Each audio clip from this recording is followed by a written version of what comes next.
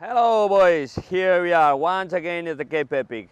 Cape Epic 2019 is a special Cape Epic for the Hermida family. Why? Because for this year we start to use the 120 model. 120 model, what means?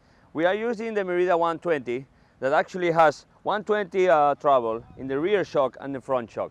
This is the first time this bike is taking part in a cross country or in a marathon. In this case it's a marathon race, a stage race in the Cape Epic. So let me explain a little bit the success of this bike.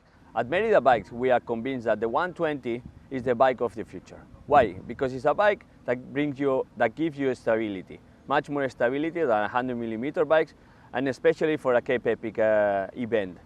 Because in the Cape Epic event, we find always different terrains. We find rocky terrain, sandy terrains, single trail, uphill, really rough and really loose, and then the geometry makes this bike much more faster than 100mm. Of course, it's helping the 120 travel shocks. They are helping in pedaling going up, because the terrain, when it goes up and it's really loose and a lot of rocks, like in Cape Epic, the shock is helping us to keep the traction and the grip.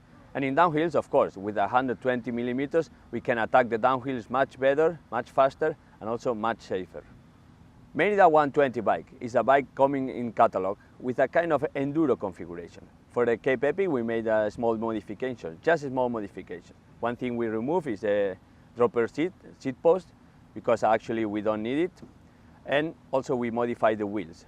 Normally in the catalog it comes with a 30mm carbon rims, a wider rims, so we took a narrow rims. Our 120 has a traditional cockpit. We can see it. It's a normal cockpit with a comfortable grips, a GPS to keep always updated the kilometers and the time we are racing, and also the lockouts that you can see in the left side, and the XTR, the new XTR shifters on the right side.